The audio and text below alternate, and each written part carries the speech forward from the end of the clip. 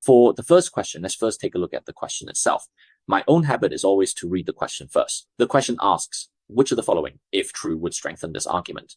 I personally focus on two things. First, strengthen means we need to make the argument more likely to be valid. We want to support one side of it. That's my first point. Remember the position you need to take. Second, what does argument mean? It means it's not just about the conclusion. You also need to consider whether the evidence or reasoning leading to the conclusion actually connects. Please pay attention to this. In my Terminator class, I didn't specifically distinguish between strengthening the conclusion, strengthening the argument, but they are different. If you're only strengthening the conclusion, you don't necessarily have to link the passage's evidence to the conclusion. All right, as long as you can prove that the conclusion holds, that's enough. But if you're strengthening the argument, an argument is a set. It includes the conclusion and the premises that support it. So strengthening the argument means you're not just proving that the conclusion is valid, but you also need to prove the conclusion itself. It must be able to connect with the preceding reasons or evidence in order to be valid. So this is the first point everyone should pay attention to. Now let's look at the passage. The passage says, first of all, in the earliest agricultural sites, in many of these early archaeological agricultural sites in Europe and Asia, what have we already discovered? We found this so-called emmer wheat. All right. And there are also traces of cultivation. So what does cultivated mean? Let me explain to you. It means that humans actively grew it, meaning it wasn't wild. It wasn't something found or gathered in the wild, growing chaotically on its own. Instead, it was deliberately cultivated by humans. That's the first sentence. All right. So this sentence itself could possibly be used as evidence, right? Why? Because this sentence itself is not meant to speculate about the tone. When you read CR, you need to be very attentive. CR is not something you can just skim through. You must read it carefully. The GMAT has its principle. Just because a text is shorter or less complex doesn't mean the question will be easier. And longer texts don't necessarily mean the questions will be harder. What it tests is your ability to grasp the overall structure. It doesn't necessarily require close reading. Rather, it wants you to organize the structure. However, the shorter the text, the more it tests your precision. So shorter doesn't necessarily mean easier or harder. You just need to be more careful when reading. Also, when you're reading, you must pay attention to a key difference between English and your native language, Chinese, which is tense. Tense indicates when the action in a sentence takes place. And this is especially important in exam questions. Okay, so in this sentence, it says, we have already discovered. So we're not treating this as a conclusion, right? It's just evidence. We've already found traces of cultivated emmer wheat at these archaeological sites. Now, what does the second sentence say? It explicitly states the only geographical location where the wild form of emmer has been discovered growing naturally is a relatively narrow strip of Southwest Asia. So what exactly does this profound statement truly mean? Right, now let's look at the tense used here. What does the tense indicate? At present, the only place where we see wild wheat growing, the only place where wild wheat grows is where in a small, narrow region of Southwest Asia. Now, the second sentence is telling you about what we see now, right? What we see now is that wild wheat exists only in that particular place. And then finally, it says that the earliest cultivated wheat was also discovered in that same area. So it's very clear and obvious what's the final conclusion. The final conclusion is that this type of wheat, emmer wheat, was domesticated in this specific region. But don't rush to look for the evidence just yet. I know you might be thinking, Dusty, for each of the previous points, 1, 2, 3, 4, 5, you talked about evidence. So should I go back and look at the evidence now? Don't think about that just yet. The key point of all CR questions is to first understand the value of the conclusion. Every CR question starts from the conclusion. If I had to rank them, I would say that in CR, the most important thing is the question itself. There are times when the question stem has special requirements. The second most important thing is the conclusion, and only after that comes the rest of the passage. The fourth most important is the answer choices. The answer choices are least important. So first, make sure you clearly understand the conclusion, what exactly needs to be proven, and focus on this part about domestication. Pay attention. What does domestication mean? Domestication means people have turned it from wild into something that can be cultivated. Turning something from wild to cultivable, this process is called domestication. For example, originally cats would roam around in the wild, but then they're willing to live in your home. Or horses, which used to be wild, become willing to help you, to let you ride them, or even help you with farming. Of course, the same goes for plants. Originally, they only existed in the wild, but now, because you can transplant seedlings and efficiently manage and cultivate them, this is called domestication. The meaning of domestication is turning something from wild into something that can be cultivated. So if we want to prove that domestication happened in a certain place at a certain time, we need to prove two things. The first is that both wild and cultivable forms existed at that time and place. You can't have only the cultivable form without the wild one. If there's only the cultivable form and no wild form, then it can't be called domestication. It might have been brought from somewhere else. If you want to prove domestication happened in that place, you have to show that there were wild types there before. And later, they really did turn into cultivable forms, right? The second thing is you have to prove that this happened at that time. Okay, now let's go back and take a look. So what evidence does he provide us with? The first piece of evidence he gives us is traces, right? Traces mean something from the past, correct? Traces of something meaning whether traces from that time have been found. So what are these traces? They are traces related to the domestication, that is traces of wheat that could be cultivated. And what about on the other side? This place is called wild wheat, but when is this wild wheat grown? Grow refers to the present, right? It's used in the present tense. So here it's showing us that there is wild wheat growing there now. But here's the question.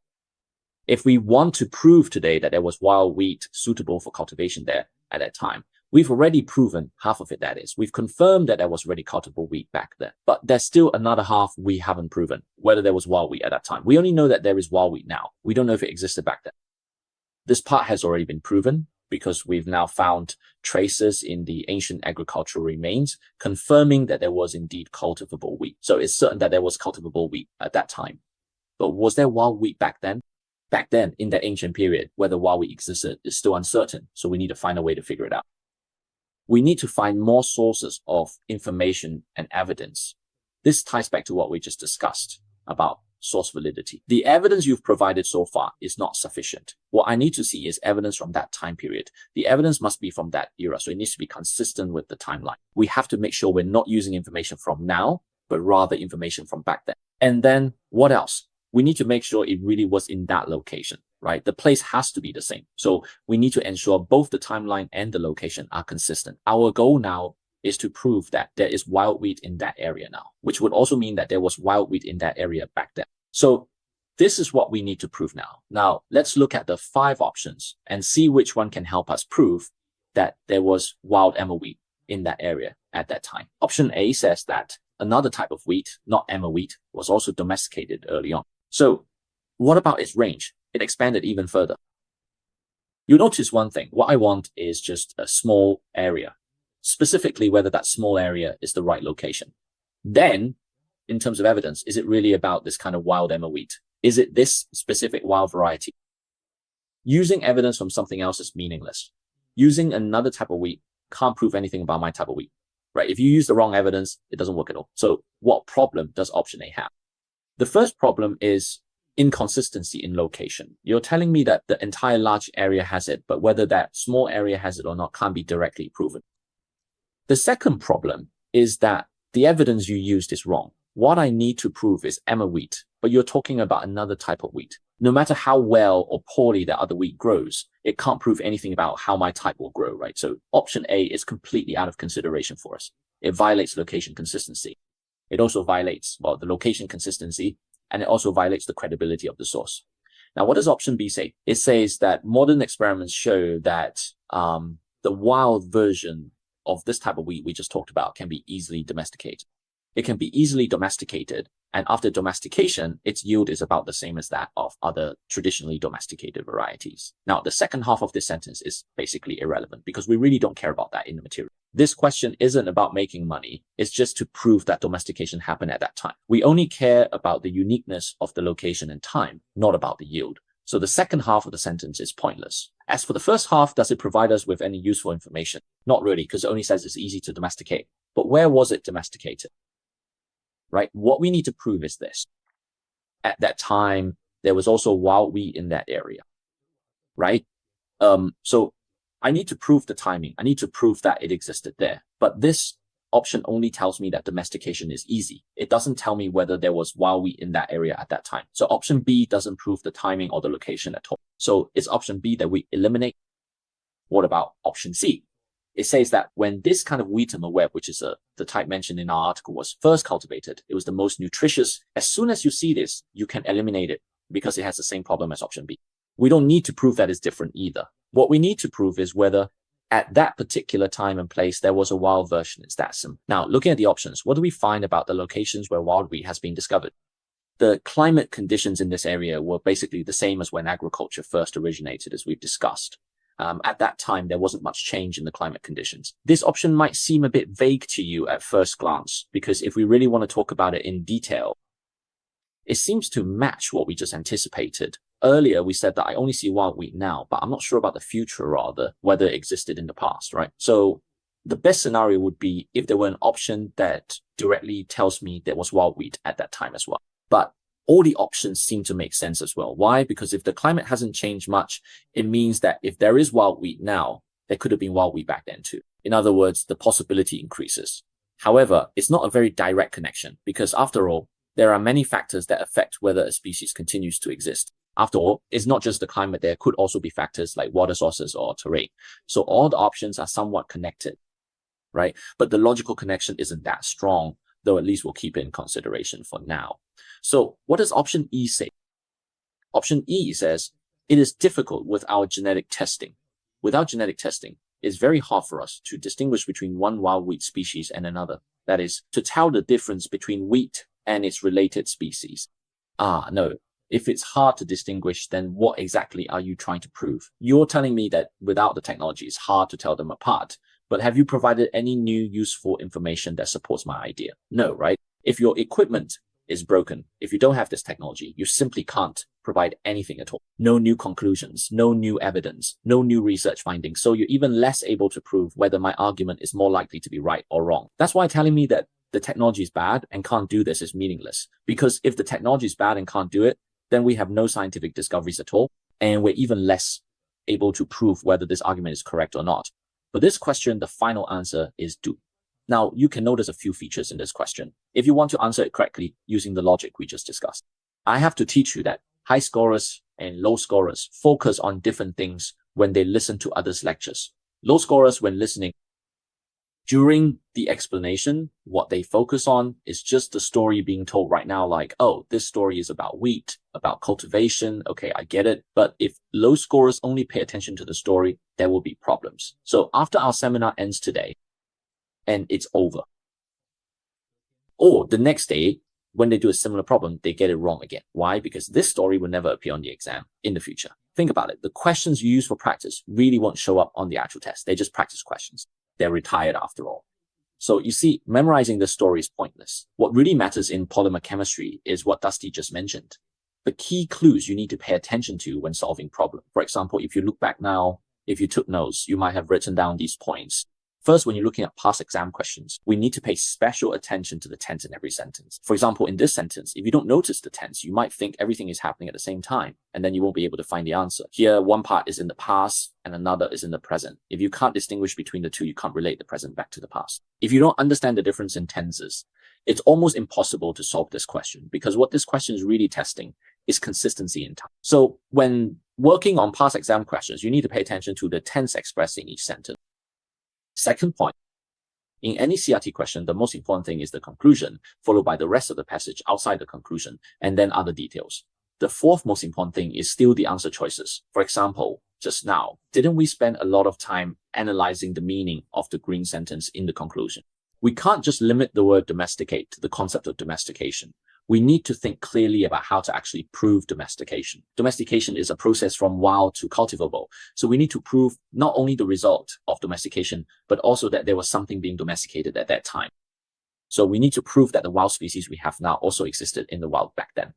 Therefore, the second point you need to focus on is this. Carefully examine the conclusion and think thoroughly about how you are going to prove this conclusion, instead of impatiently rushing to look at other information in the article. If you don't actively think about it yourself, you definitely won't be able to answer the question. These two are what I believe are the key takeaways you must remember from this question. Of course, the third point is that for some answer choices, you might feel that logically they aren't exactly your ideal option, but you still think they're somewhat related. In that case, I suggest you keep them for now. Difficult questions often have this characteristic. For example, in this question, the perfect answer choice would directly show us that there was wild wheat at that time. But when such an option isn't available, at least by reading the choices, we can see that the climate hasn't changed much. If there is wild wheat now, there might have been wild wheat back then as well. So logically, it's not strong because having the same climate is just one of the favorable conditions for a species to continue existing. As we just mentioned, the terrain might be different, the hydrology might be different, but at least proving that the climate is the same adds another layer of possibility that there could have been wild wheat back then as well.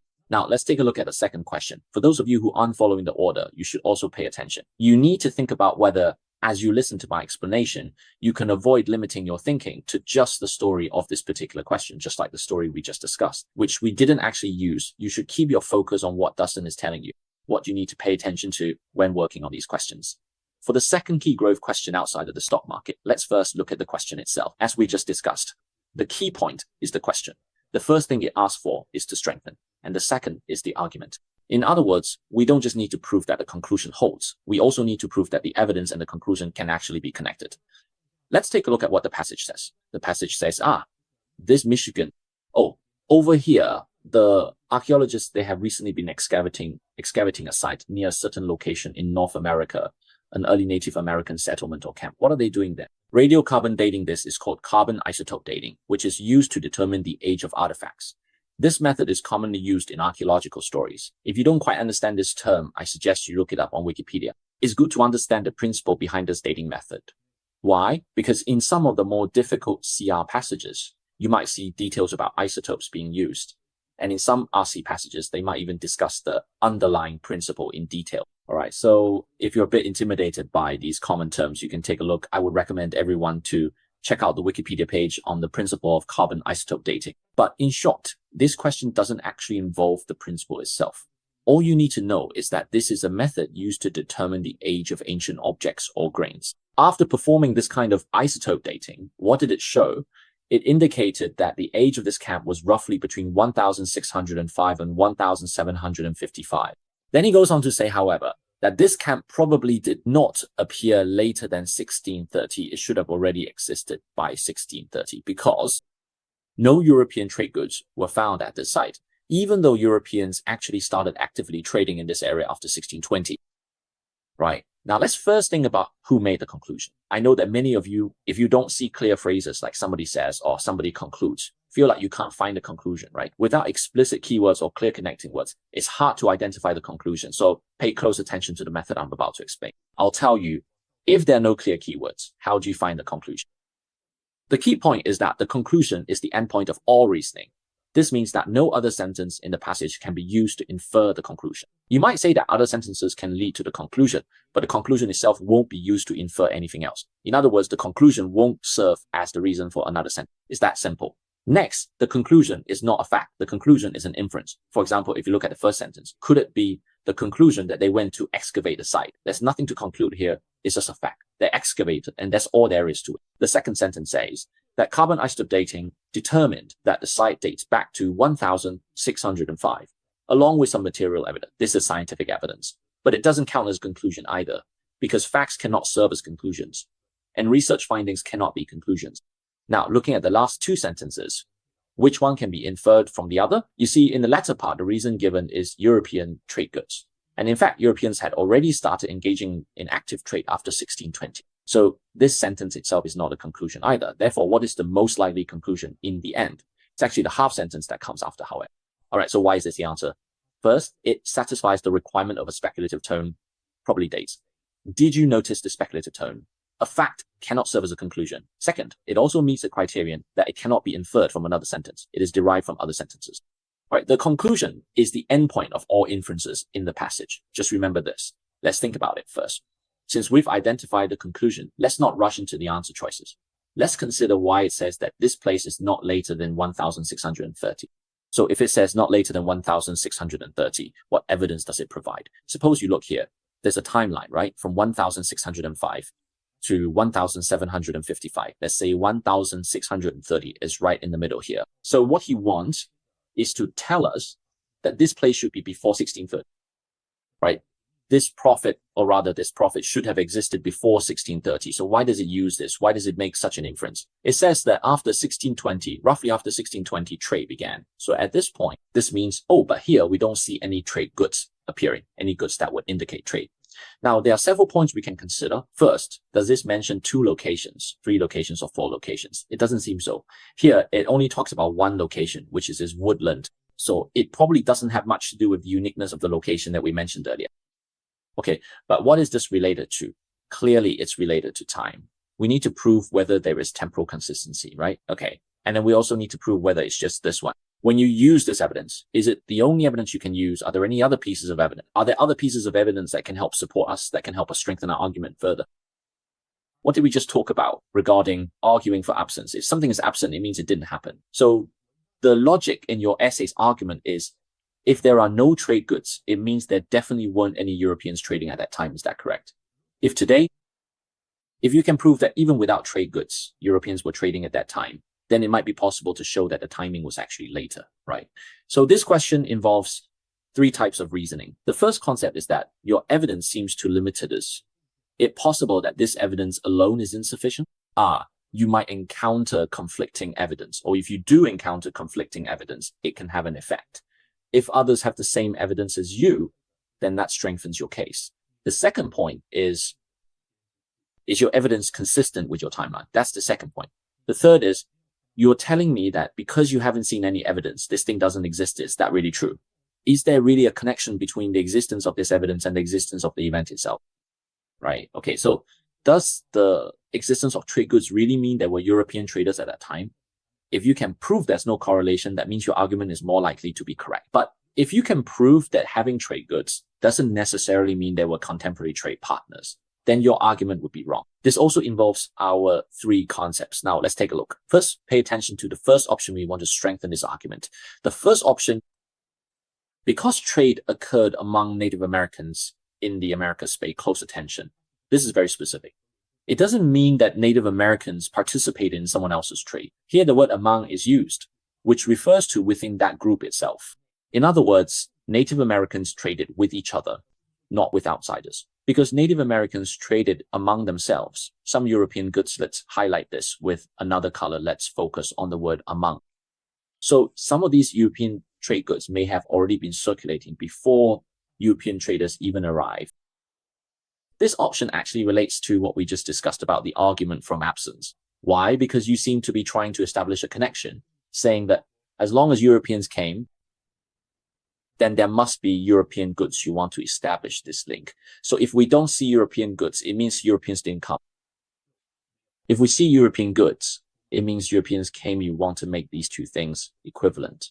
But option A actually tells you that having European goods doesn't necessarily mean someone came, right? It actually weakens this exclusivity. When you see European goods, it actually doesn't mean that Europeans have ever been here. So option A is actually the opposite. It cuts off the connection we originally wanted to make. The original connection was that European goods were related to Europeans having been here, and the time when Europeans came could help us infer how long this place has existed. Now we've cut off that link, so option A will be eliminated by us because it actually weakens the argument. Now what does option B say?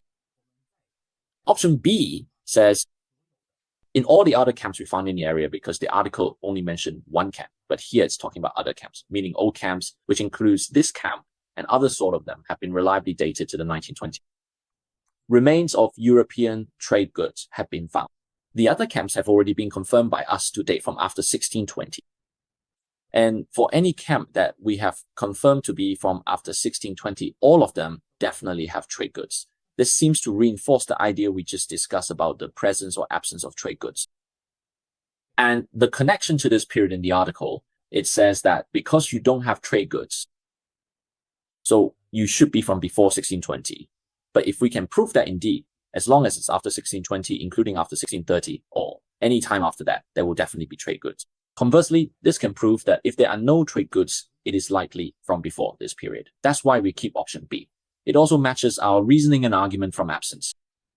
If A, then as long as it's after 1620, there will be trade goods, right? So conversely, if we don't see any trade goods, if not B, then back to not A. If we don't see any trade goods, it means you definitely aren't from after 1620. So this option can be proven. This is a classic example of an argument from absence, isn't it?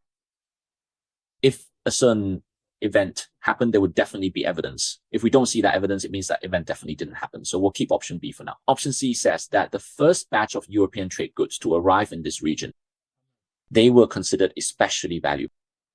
They were considered especially valuable and would be carefully preserved to prevent damage. But at most, what can you actually prove? That the items were well preserved. However, the problem is, does this option go further to prove the temporal correlation of these items?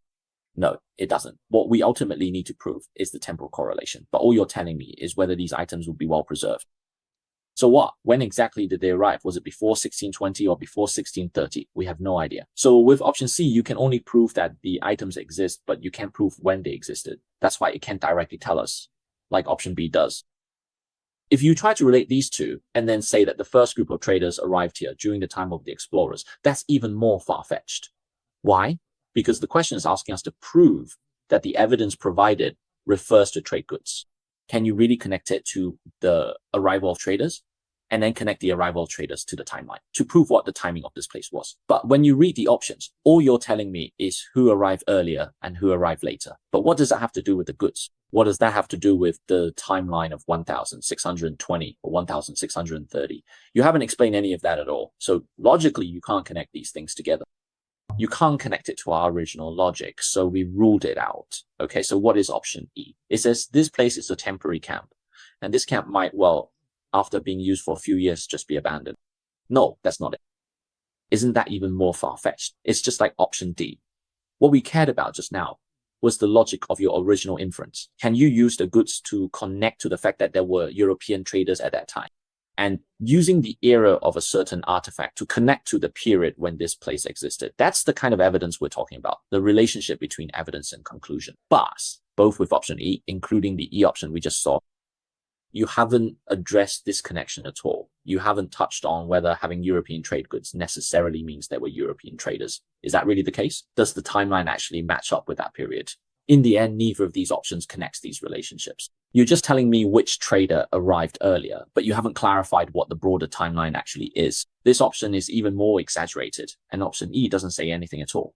So in the end, the only possible answer to this question is option B. Now, let's review the logic behind option B and reorganize what this question is really about. First, its most fundamental logic is called an argument from absence, just like we discussed earlier. If it rains, then the ground will be wet. The wet ground is evidence. So if we see that the ground is not wet, it means it didn't rain. So what is option B saying? Option B says that if today we discover a camp from the time period mentioned in 162, then we will definitely find these European trade goods. Conversely, this means if not Q, then not P. Right? If we genuinely don't see any trade goods, it definitively means it absolutely cannot be from the year 1620. Right? It certainly cannot be something that originated from after 1620. So conversely, this particular observation directly and unequivocally proves it. If we don't have this evidence, it means this event didn't happen, and it can prove that it didn't occur after 1620. So what I hope you take away from this question is that the logic of if P then Q is really very important. This logic, in CR, this will appear in many advanced and difficult questions, including the archaeology question you just saw. It will also show up in some high-level RC questions. But what I want to emphasize is where else it appears it actually also shows up in the DS section of math, although you might not really notice it. However, recently in our Mindset Gmail, what kind of question has appeared again? TPA, right? Top part analysis, which used to be part of IR, and now it's become data insights. And then TPAT 2-point axis has been turned into a regular question type. There, a large number of fill-in-the-blank questions have appeared that are about if weak, then what type of conditions? So conditional logic has always been highly valued by the GMAT, and recently it's become even more important. So everyone, please go online and search for Luo Pi JQ. Is this logic good? This is advanced logic, something you might not use in everyday life, but it's not very hard to understand. However, in logic, knowing what it is equivalent to is extremely important.